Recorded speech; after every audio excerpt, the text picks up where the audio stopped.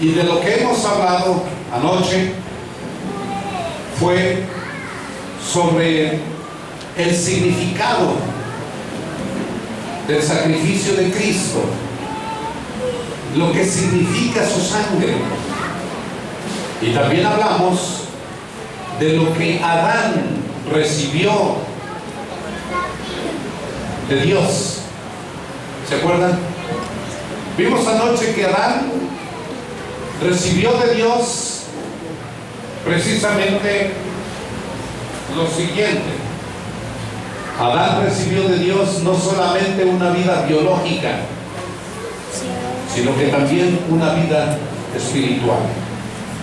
Y decíamos anoche que es la razón por la cual todo ser humano siente esa inclinación natural de doblegarse, de arrodillarse sobre aquello que cree y siente que es superior. Desde muy antaño, desde la antigüedad. Por eso, porque Dios puso en Adán una vida espiritual. Algo que no sucedió con los animales. Los animales no tienen una vida espiritual. Los animales no tienen razón, ellos actúan por instinto. El ser humano tiene razón, tiene voluntad. Así nos creó Dios, para elegir lo bueno o lo malo. Pero dijimos anoche que Adán, cuando cayó en pecado, al desobedecer a Dios, el mandato de Dios, él heredó a toda su descendencia humana una tercera naturaleza, una tercera herencia, que es la herencia de maldición que se llama pecado. El pecado no es otra cosa que la corrupción de la sangre, les dijimos, porque Adán, en el momento que desobedeció, comenzó a morir. Y comenzó a morir en el sentido de que Adán, sencillamente, las células comenzaron a envejecer y a morir. Claro, finalmente la muerte total y final de Adán fue 930 años después. 930 años. No es cualquier cosita. Nosotros morimos a los 80, 90 años. Pero Adán, 930 años. Matusalén, 969 años. Casi 1000 años. 1000 años. Imagínense ustedes. Bueno, pero es que Adán comenzó a morir. Y esa herencia de pecado, de desobediencia, es la que nos heredó Adán a toda la raza humana. Si nosotros hoy nos comparáramos con Adán y con los antediluvianos, ellos realmente se pondrían a llorar y se pondrían tan tristes al darse cuenta que nosotros estamos así y estamos como estamos por consecuencia de la desobediencia de Adán. Porque Adán era un hombre alto,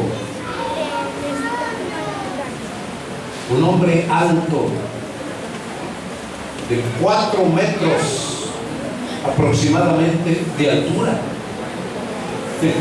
4 metros de altura, yo mido 1,75. 4 metros de altura.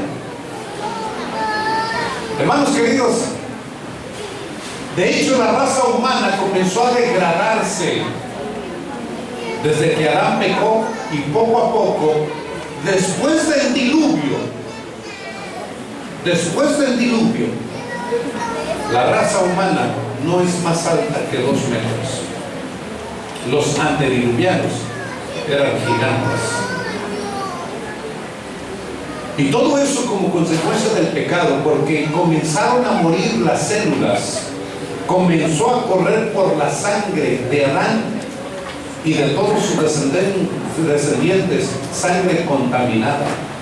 Porque nosotros, hermanos, tú y yo, recibimos genes contaminados. Esos genes contaminados aparecieron en el momento de la desobediencia de una manera misteriosa. ¿Y saben por qué? Porque se separaron de la vida que es Dios. Y al separarse de la vida que es Dios, entonces el ser humano comenzó a morir porque voluntariamente decidió separarse de la vida. Y esa descendencia, esos genes contaminados, es lo que Adán nos heredó. Y como consecuencia todos hemos nacido en el pecado. Por eso, en Romanos 5:12 yo les leí anoche, que por tanto como el pecado entró en el mundo por un hombre, y por el pecado la muerte, así la muerte pasó a todos los hombres, por cuanto todos pecaron. ¿Saben, hermanos? Estas son verdades absolutas. Tú puedes decirle esto a las personas y pueden leer las personas, inclusive ateas, y pueden leer eso y decir: eso es mentira, eso no es verdad, eso no es así, yo no creo eso. Quiero decirte que aunque las personas no lo crean, esto no deja de ser verdad. Tú no podrás creerlo, pero no por ello dejará de ser verdad. Esa es una verdad absoluta. Por cuanto el pecado entró al mundo por Adán, también por Adán pasó la muerte. Así la muerte pasó a todos los descendientes de Adán, por cuanto todos pecaron. Porque todos pecamos en Adán. Pero el apóstol San Pablo dice más adelante en 1 Corintios 15:50: por esto digo, hermanos, que la carne y la sangre no puede heredar el reino de Dios, ni la corrupción hereda la incorrupción. Noten ustedes, esta es otra verdad absoluta en la palabra de Dios. El apóstol San Pablo dice que con esta carne y con esta sangre que tú y yo tenemos, no podemos ni siquiera soñar entrar en el reino de los cielos. Y esto es otra gran verdad. Aunque lo crean las personas o no lo crean, nadie podrá salvarse con esa carne y con esa sangre. Nadie podrá entrar al reino de los cielos con una carne y una sangre corrupta. Para entrar al reino de los cielos necesitamos una sangre diferente. Tiene que suceder algo en nuestra vida, porque esta vida que nosotros recibimos desde que nacimos para morir. No tenemos esperanza. Pero cuando nosotros tenemos conciencia y uso de razón, y entonces escuchamos la palabra de Dios, que no necesitamos y no tenemos que morir, que hay una vía de escape, hay un puente que ha tendido el cielo con la tierra, de tal manera que todos los que deseen salvarse y recibir el perdón de la culpabilidad del pecado pueden pasar por ese puente que une el cielo con la tierra. Y ese puente es la cruz de Cristo, donde fue crucificado.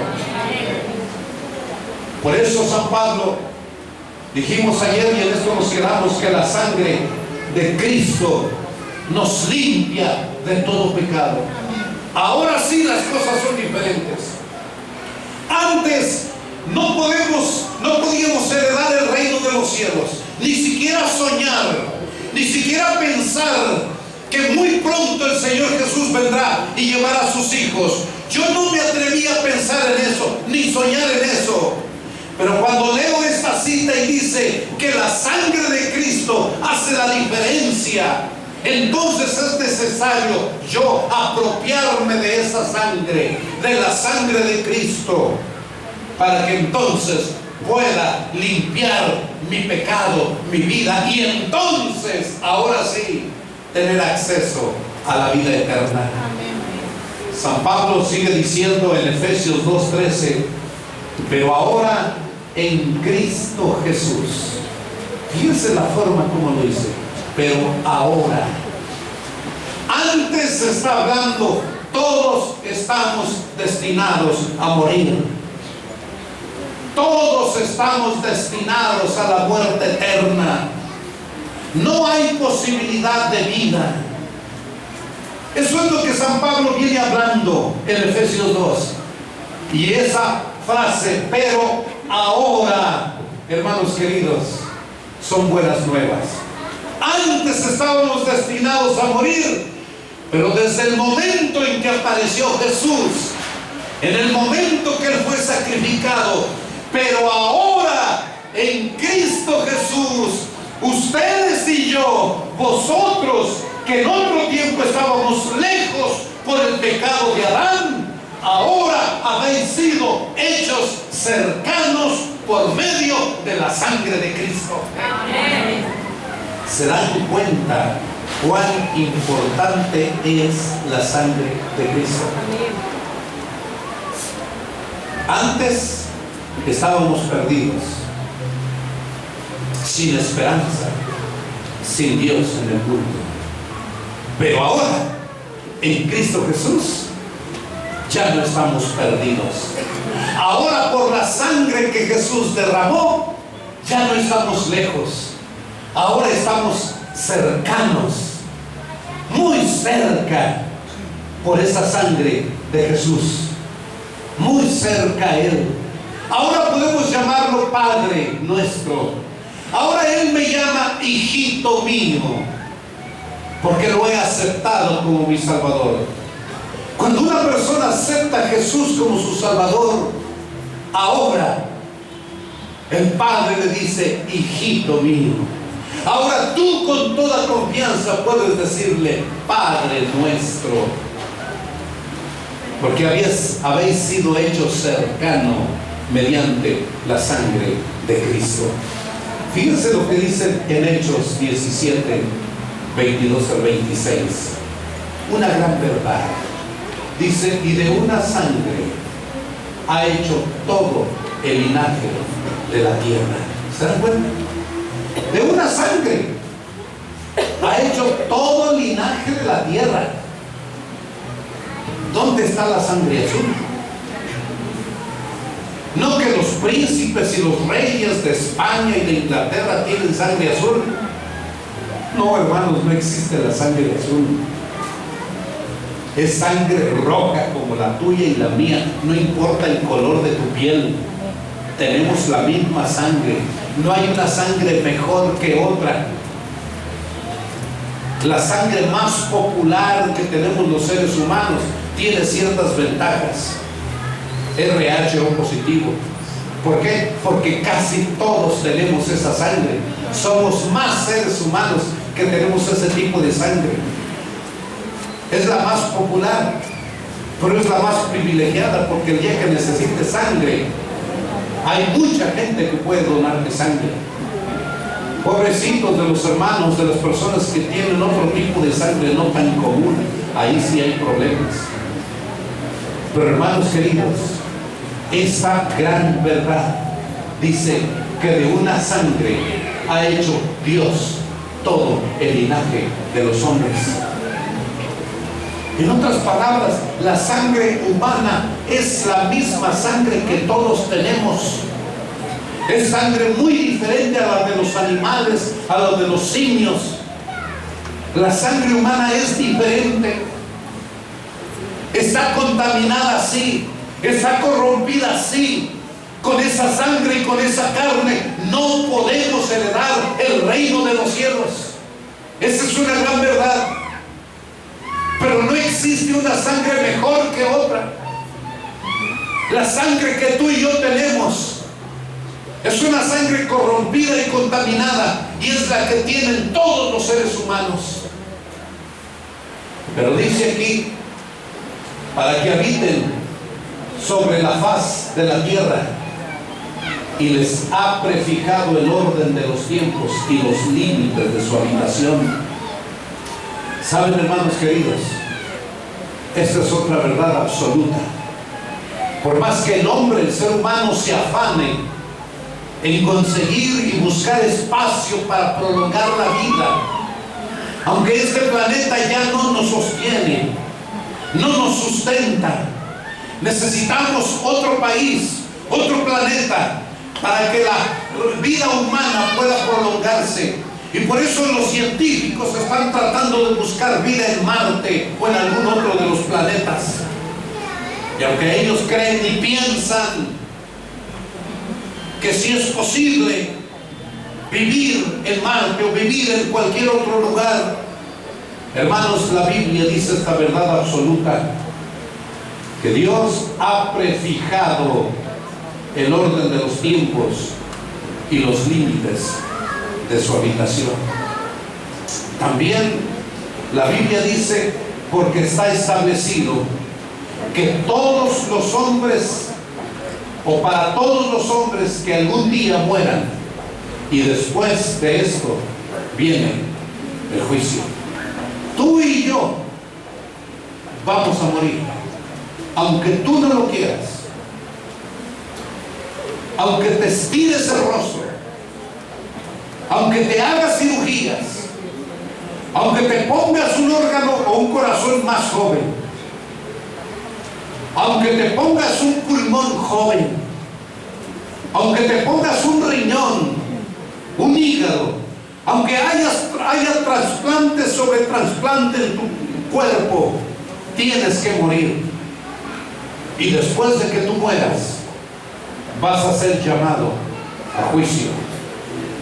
Y en el juicio, al ser llamado al juicio, ahí es a donde tú vas a dar cuenta de qué es lo que hiciste en esta tierra, cómo viviste mientras estuviste viviendo en esta tierra. En estos años que tú viviste en esta tierra, vas a dar cuenta a Dios. ¿Qué hiciste con lo que conociste?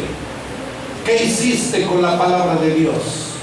¿Qué decidiste cuando escuchaste la invitación que el Señor te ha hecho? ¿Aceptaste o no aceptaste? ¿Aceptaste o rechazaste? Ahí vas a ser llamado a cuentas. Y eso es lo que dice la palabra de Dios. Pero además de eso, hermanos, quiero mencionarles y volverles a recalcar lo que les dije anoche. La Biblia dice, carne con su vida, que es su sangre, no comerás. ¿Por qué no se debe comer la sangre? Según la Biblia, porque la sangre, en ella está la vida de toda carne. La Biblia por eso dice además, ninguna sangre comerás en ningún lugar donde habites, ni de aves ni de bestias. Cualquier persona que comiere de alguna sangre, la tal será cortada de entre su pueblo. Esta es una orden bíblica dada por Dios. Y hay por lo menos dos razones por la cual Dios prohibió esto. En primer lugar, porque la vida está en la sangre, según lo leímos. En segundo lugar, porque fue la sangre el precio por nuestra redención. Por eso, hermanos queridos, si alguno de ustedes alguna vez ha comido sangre, lo ha hecho por ignorancia, porque no sabía. Pero ahora que sabe que no se debe de comer carne, tiene que decirle adiós a los tacos de moronga. ¿Saben lo que es eso, la moronga? ¿Qué es? Aquí le dicen relleno. Relleno. Rellena. Rellena. Adiós a la rellena. A la rellena. No se debe comer más. Porque la Biblia lo dice. ¿Se dan cuenta? Si tú lo hacías por ignorancia, porque no sabías. Pero ahora lo sabes. Dios lo ha prohibido. No más a la rellena. Porque Dios lo ha prohibido y Él sabe por qué. Ahora déjenme decirles en Mateo, déjenme decirles algo. En Mateo 1, 18 al 20, viene hablando acerca del nacimiento de nuestro Señor Jesucristo. Fíjense ustedes, hemos dicho que la sangre que Adán tuvo después de pecar fue sangre ya contaminada, corrompida. Hemos dicho que algo sucedió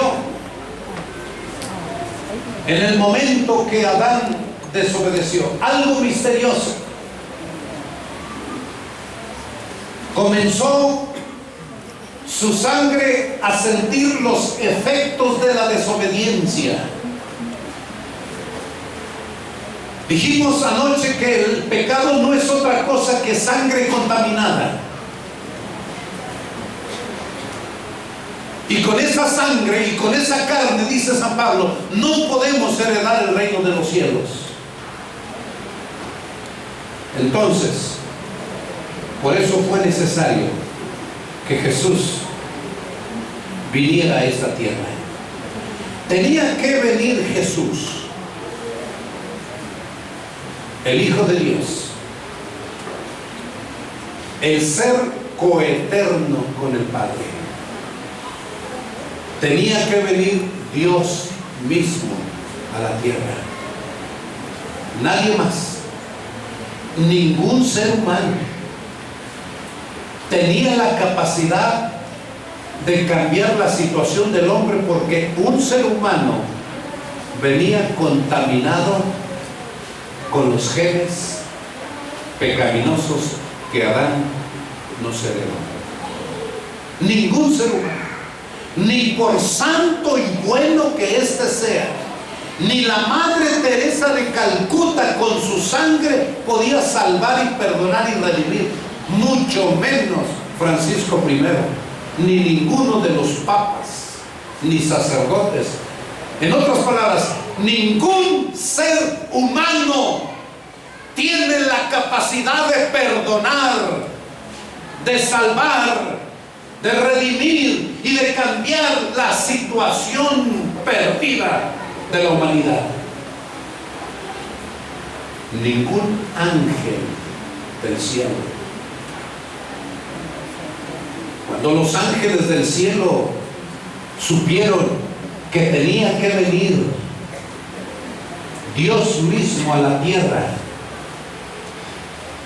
para morir y derramar su sangre para redimir a las personas, los ángeles no quisieron que viniera su comandante, su Señor y Maestro.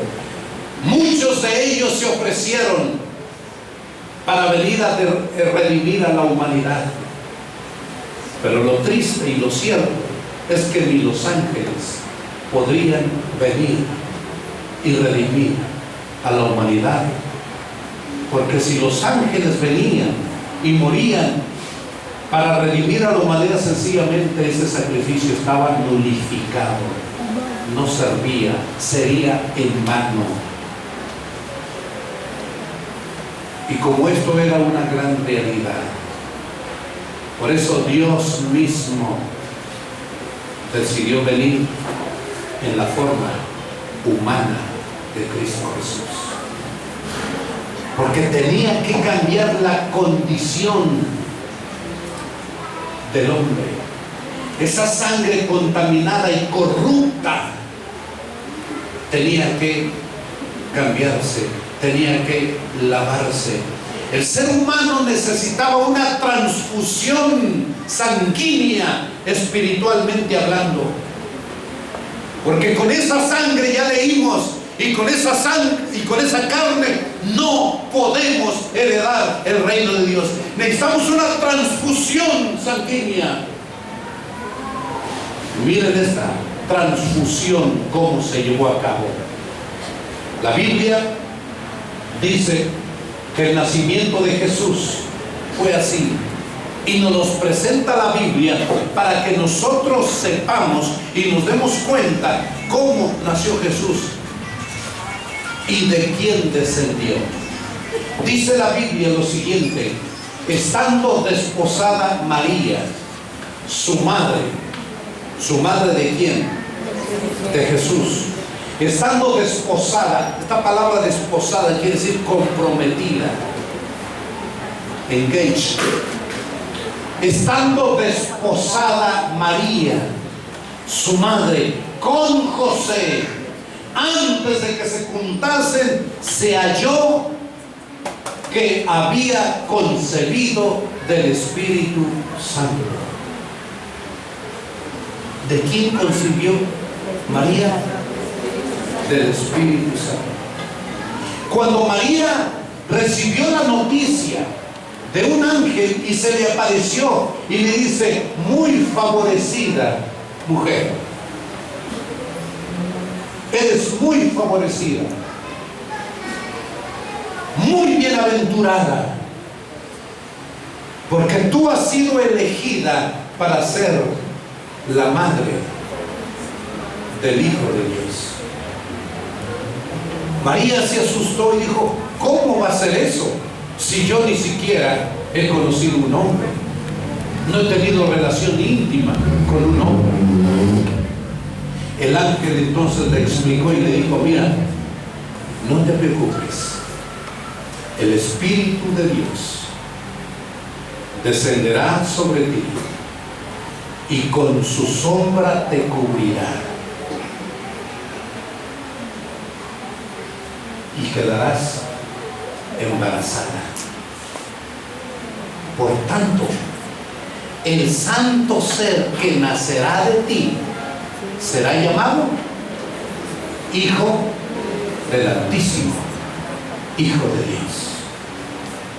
¿Por qué fue así? Fíjense ustedes que cuando Mateo nos habla de los padres de Jesús,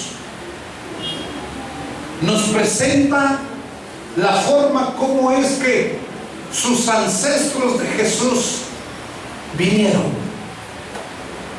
Viene hablando que Abraham engendró a Isaac, Isaac engendró a Jacob y a Esaú, Jacob engendró a Judá, a José y a sus hermanos. En esa genealogía de Jesús se menciona solamente hombres. Un momento, ¿por qué hombres? Que yo sepa, los hombres no engendran, los hombres no tienen hijos, los hombres no quedan embarazados, son las mujeres. Pero ¿por qué la Biblia dice que los que engendran son los hombres y no la mujer? ¿Saben por qué, hermanos? Porque en la Biblia se encuentra esta cita en Génesis 3:15, que es la profecía madre y la primera de las profecías de la Biblia. En Génesis 3, Dios le dice a la serpiente, noten ustedes, está hablando Dios una vez que Adán y Eva pecaron. Dice la Biblia que ellos descubrieron que estaban desnudos, y allí el amor y el romance que tenía Adán y Eva se acabó. Porque Adán le echó la culpa a la mujer le echó la culpa a la serpiente, y Dios le está hablando a la serpiente, y Dios le dice a la serpiente: pondré enemistad entre ti y la mujer, entre tu simiente. Está hablando de la serpiente, la simiente de la serpiente y la simiente de la mujer. Quiero decirles, hermanos, que aquí la palabra simiente en el original se escribe cera con Z. Y cera, además de significar simiente, también significa esperma, semilla. Está diciendo aquí que del esperma de la serpiente y del esperma de la mujer. Un momento, si la mujer no crea espermas, quien crea espermas es el hombre, el varón. La mujer produce óvulos, el hombre esperma. Y para que nazca un niño tiene que unirse el óvulo de la mujer con el esperma del hombre. Pero aquí está hablando no de óvulo, está hablando cera, que significa simiente, esperma, semilla. Fíjense bien lo que está diciendo la Biblia.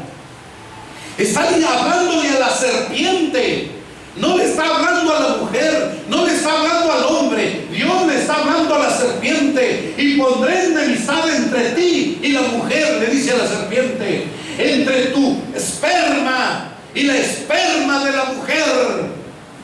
Esta te herirá en la cabeza y tú le herirás en el calcañal. Dios estaba diciendo: por cuanto engañaste a Eva y por cuanto desobedecieron a Adán y Eva, le está diciendo a la serpiente: va a haber un conflicto. Tú me has declarado la guerra, yo te la sostengo, y va a haber un conflicto entre simientes, entre espermas, de hoy en adelante. Porque del esperma de la mujer vendrá uno que nacerá, y cuando nazca va a aplastarte la cabeza. Y al aplastarte la cabeza significa la muerte total tuya. Y en ese conflicto, mientras que la simiente de la mujer te aplaste la cabeza, en el conflicto solamente tú le vas a morder el talón.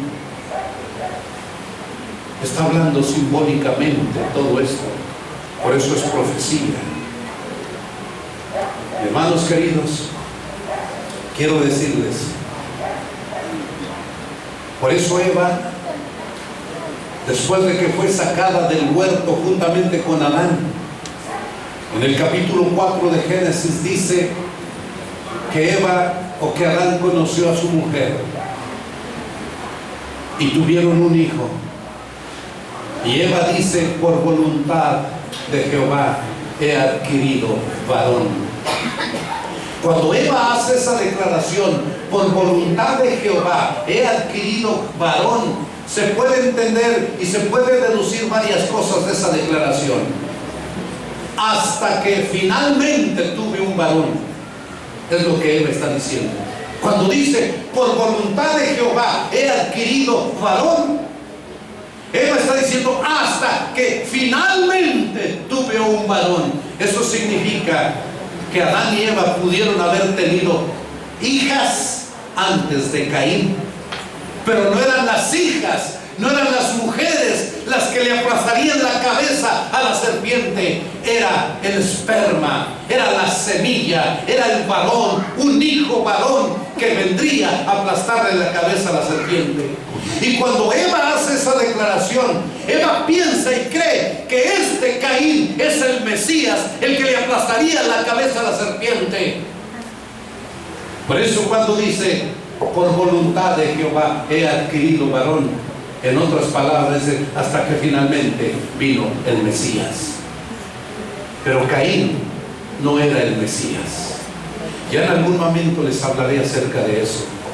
Hermanos queridos, noten que la genealogía de Jesús viene hablando puros hombres, hombres, hombres, hombres, hombres. Pero yo les dije anoche que de acuerdo a los científicos, el hombre o el padre y la madre no heredan a sus hijos ni una gota de sangre. Lo que heredan en sus cromosomas y en sus genes son genes que el embrión, el feto o el cigoto, como ustedes le llamen, comienza a producir su propia sangre por los genes de papá y de mamá. Y así nacimos todos, todos menos Jesús. Porque Jesús, por eso es que ningún ser humano podía salvar a la raza humana. Tenía que venir el perfecto Dios, hecho hombre, para que Él viniera a rescatar a la raza humana.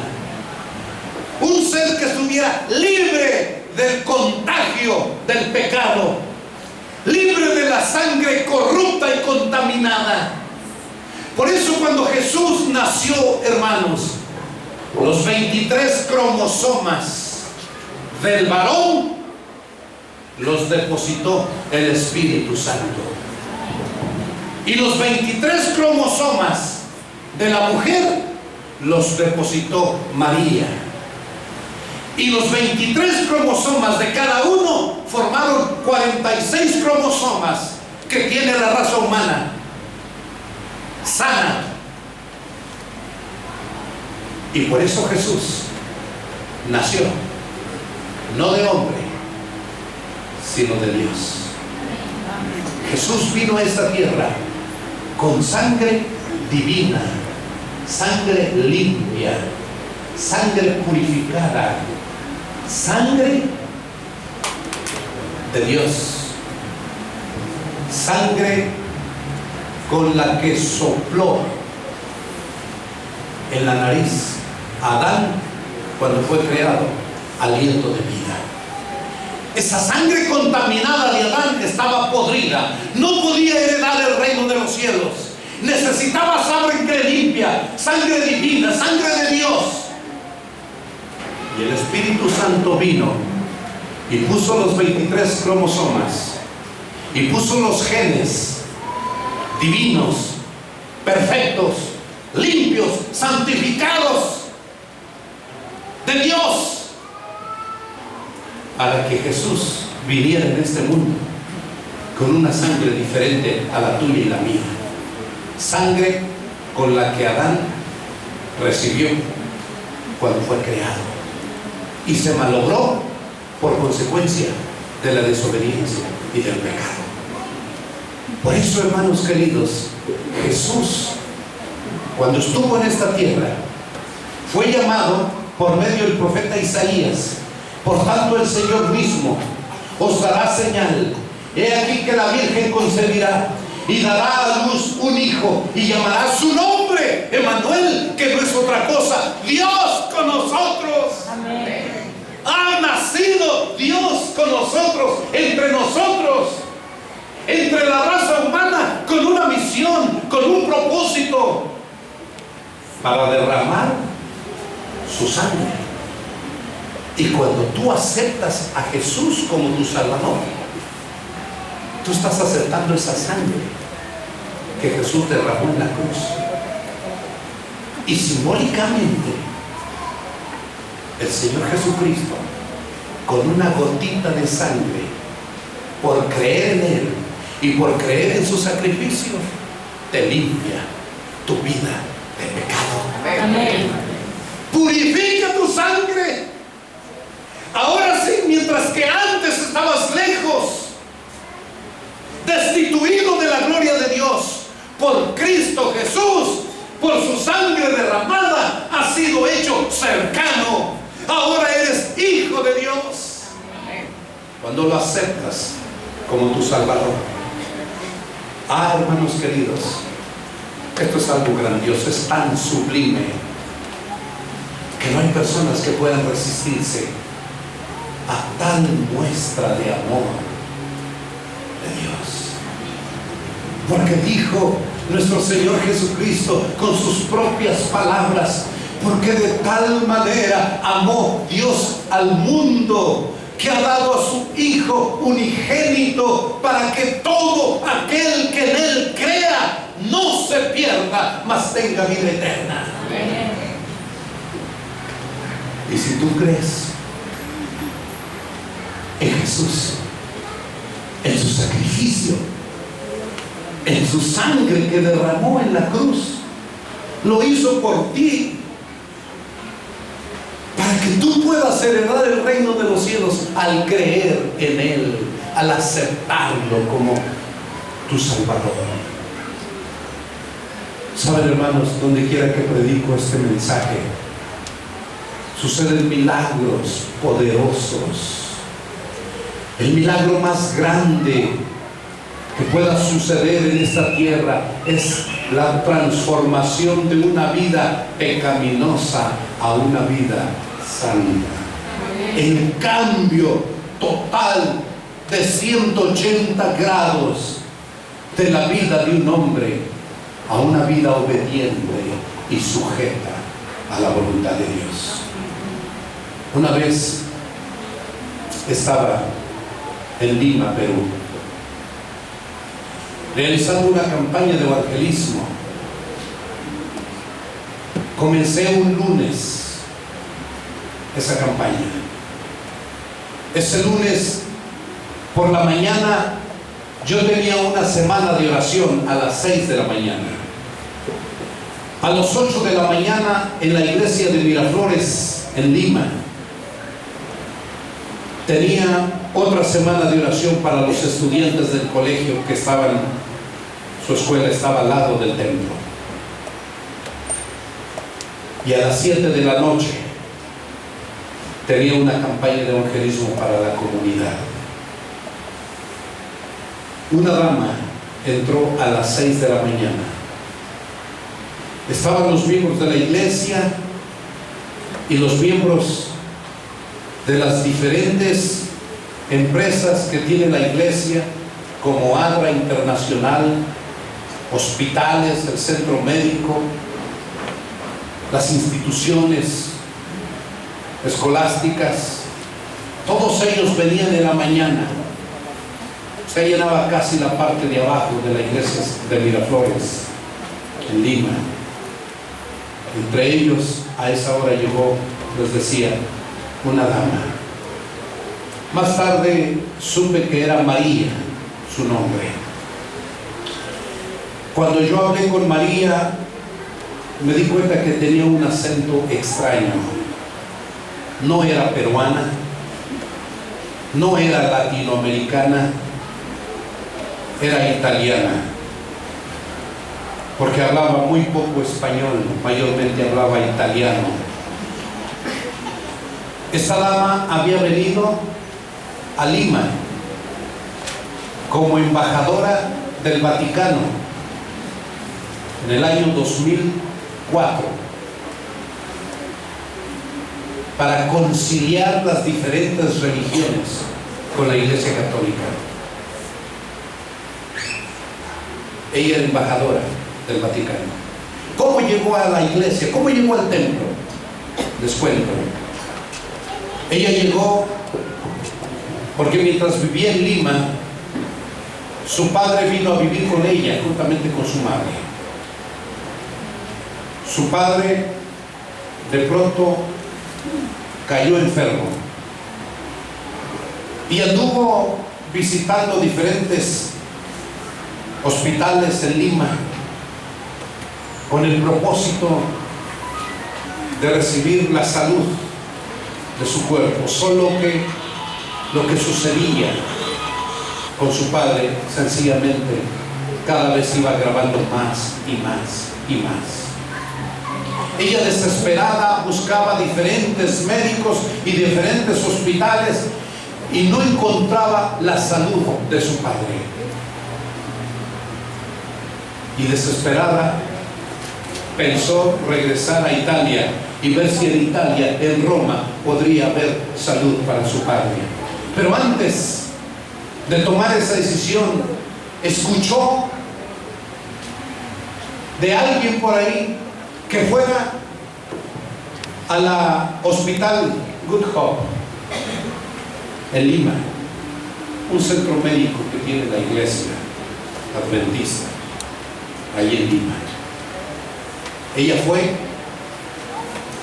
llevó a su padre, y mientras estaba esperando que la consultaran, vio en la mesa de centro, allí en la sala, cuando entra la gente, vio un volante que decía campaña de evangelismo, y no recuerdo qué título le habían puesto ellos allá, pero estaba un volante llamativo y estaba allí juntamente con diferentes revistas. Ella tomó el volante y le llamó la atención los títulos de los temas que se iban a tratar,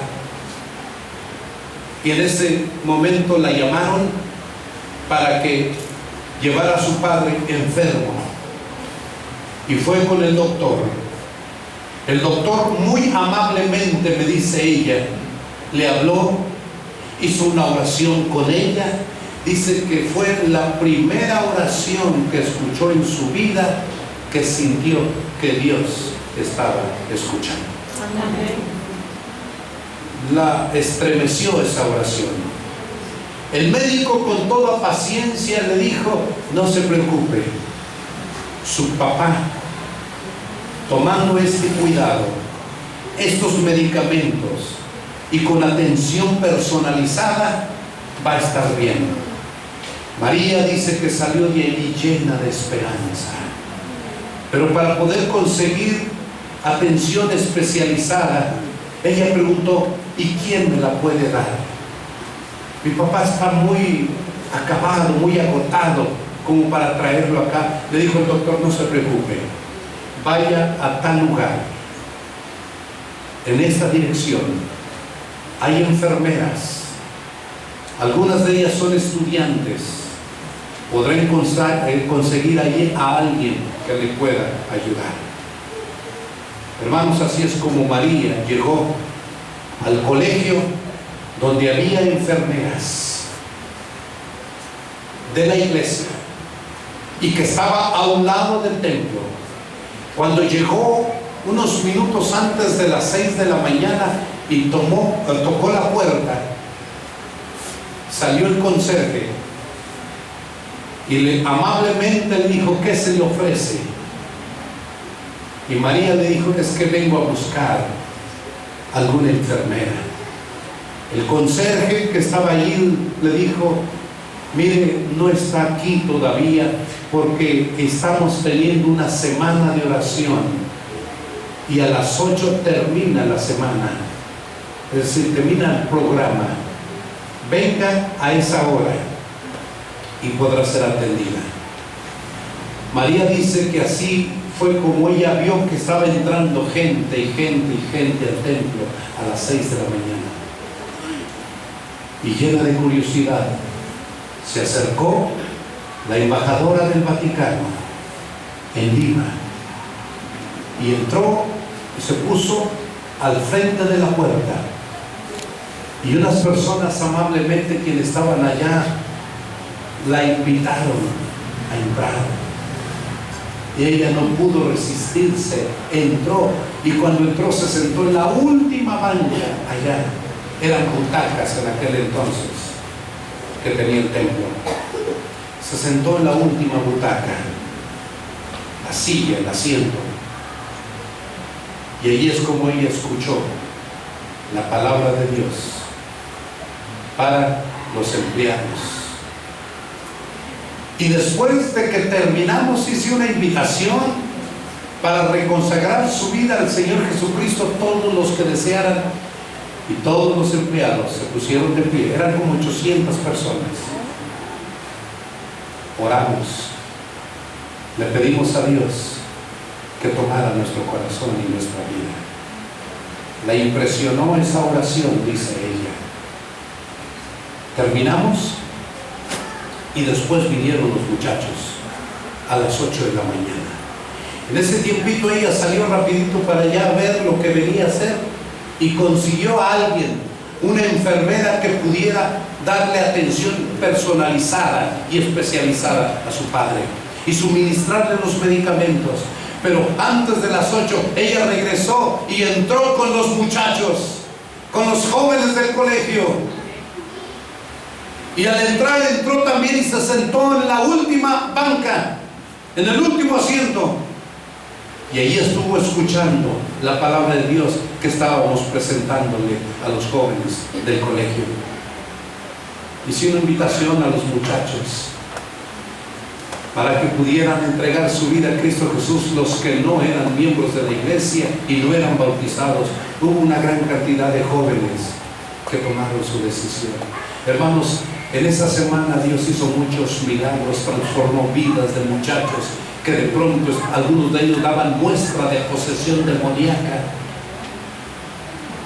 Venían al final muchachos trayendo sus películas de exorcismo, de satanismo, de magia negra, para quemarlas en el centro del patio del plantel. Venían los jóvenes con su música de rock pesado, trayéndolo para quemarlo. Y todo eso ella lo vio. Un jueves de esa semana, entre varias cosas que presenté, yo presenté a los jóvenes esa cita que se encuentra en Mente, Carácter y Personalidad, que habla acerca de la ley natural de la transformación. Es una cita que dice más o menos así, que hay una ley en la naturaleza natural. Una ley natural, así dice, de que una persona es transformada en todo aquello que contempla. Más o menos así dice esa cita. Ustedes se acuerdan de ella, ¿cierto? Y saben, me dijo ella que eso la impresionó esa cita. Quiso saber el autor, y cuando le dije fue Elena G. de White. Ella me dice, yo no conozco a este autor, pero lo que dice, eso es muy cierto, eso es una gran verdad. Una persona es transformada en todo aquello que contempla. Y yo les dije a los muchachos, mientras más escuchas música, vas a ser transformado en lo que escuchas. En lo que más veas pornografía, vas a ser transformado en aquello que contemplas.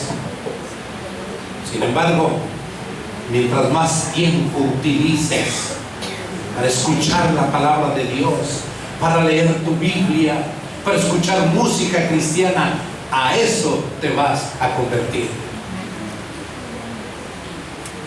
¿Saben, hermanos? Por eso es que los muchachos vinieron y trajeron su música, sus películas, todo lo que ellos creían. Inclusive jovencitas traían hasta sus muñecos de peluche,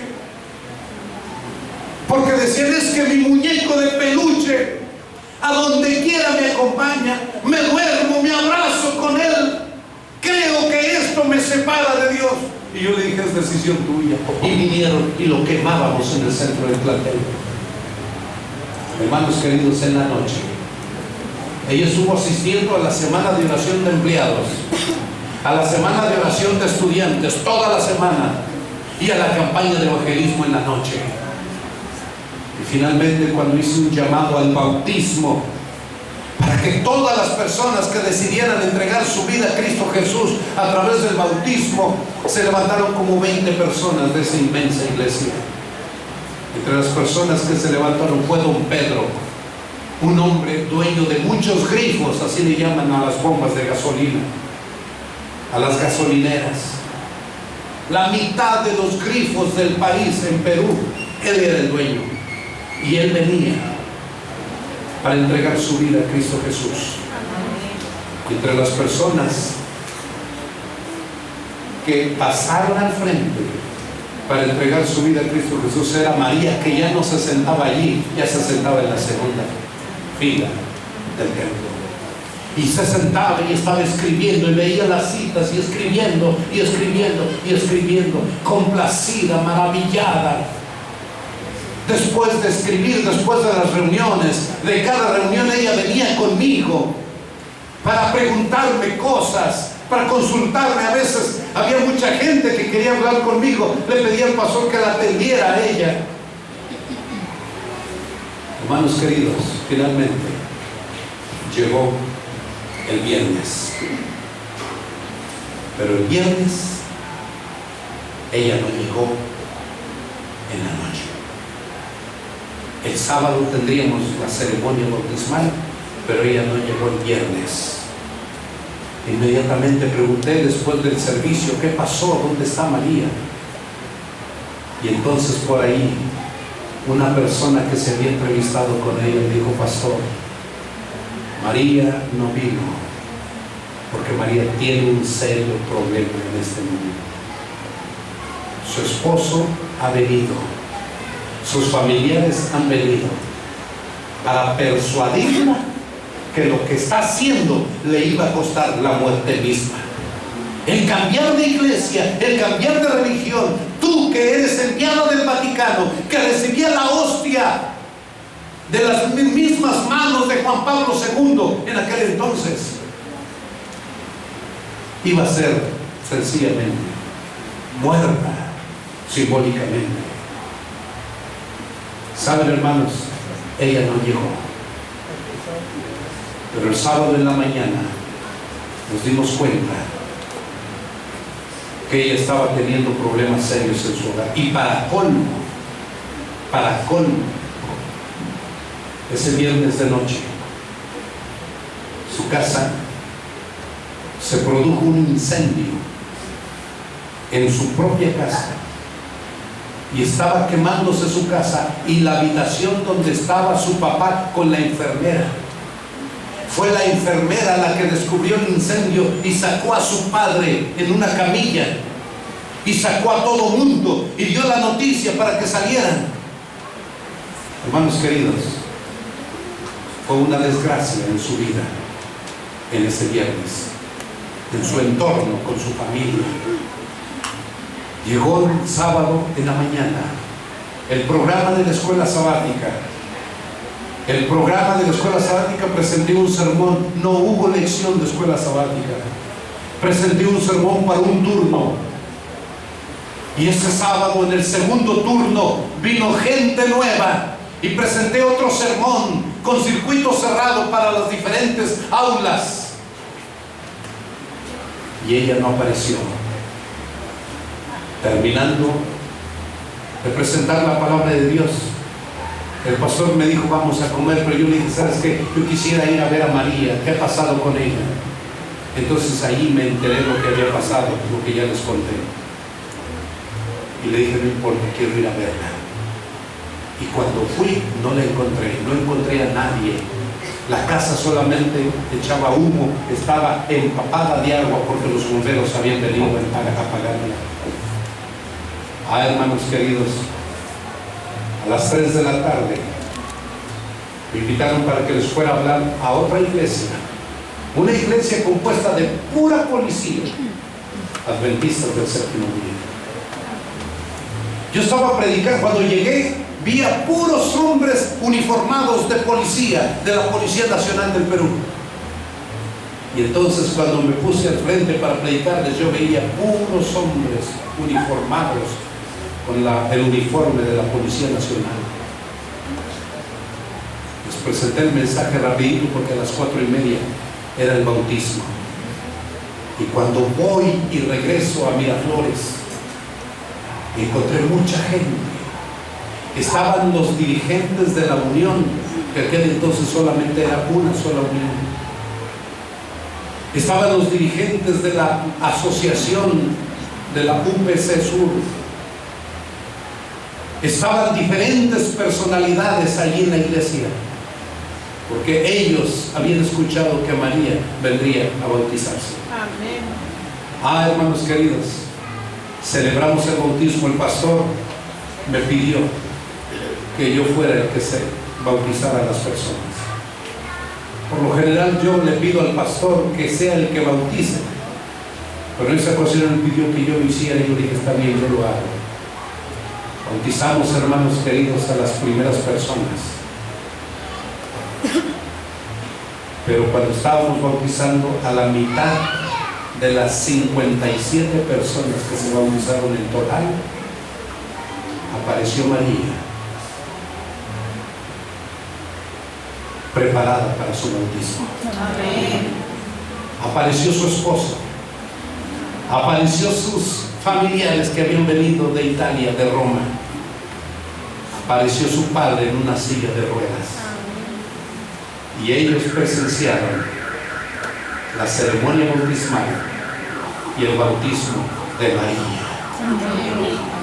María renunció a su iglesia, renunció a su responsabilidad, fue excomulgada, fue quitada del puesto que tenía.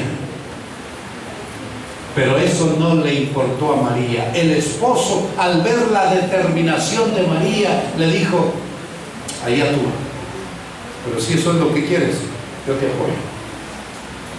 Hermanos queridos, después de su bautismo, los dirigentes de la Unión Peruana vinieron para darle la bienvenida.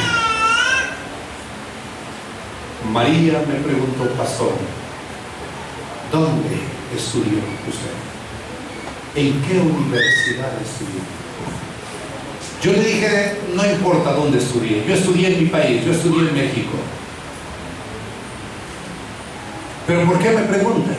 Es que yo quiero estudiar lo que usted estudió. Yo estudié licenciatura en teología y después un posgrado. Yo quiero estudiar eso. Le dije: pero no necesita ir a México.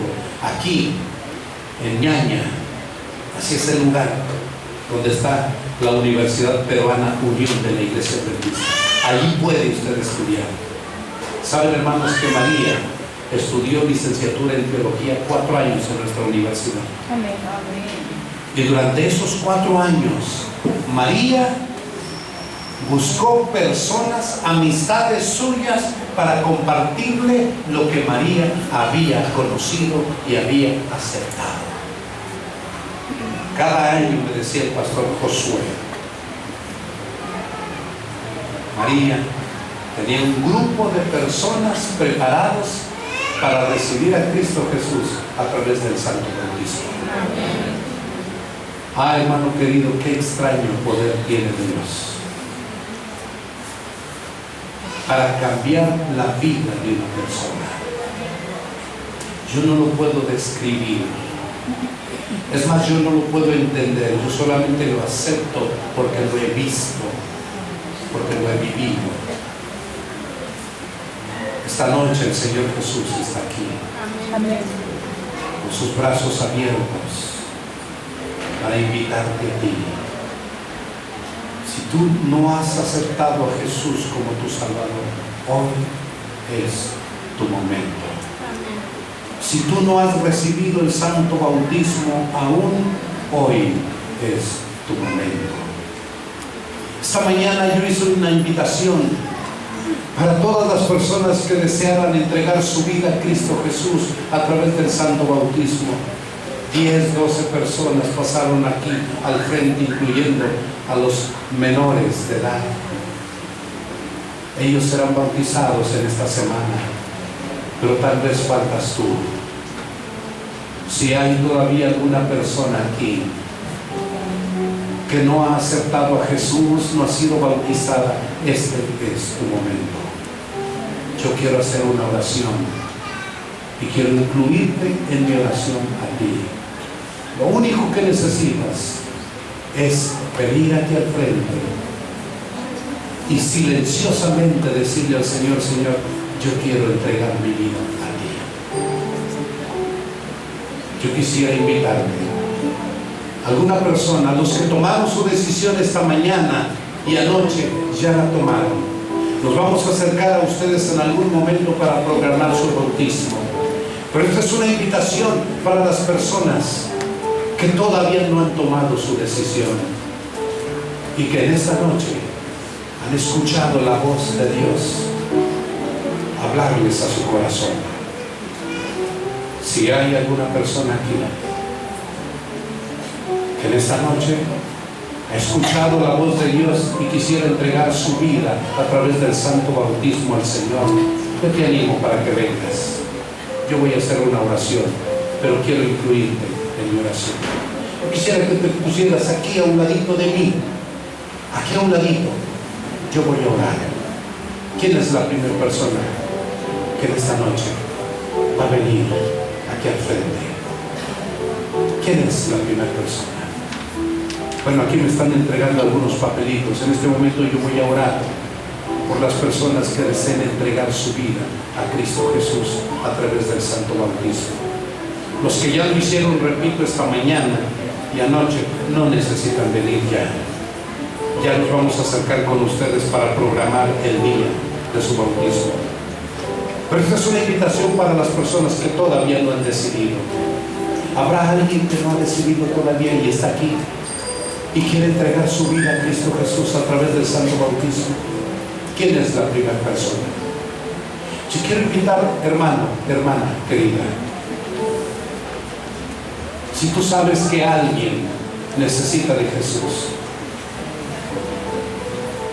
con delicadeza y amablemente, tráela al frente a esa persona.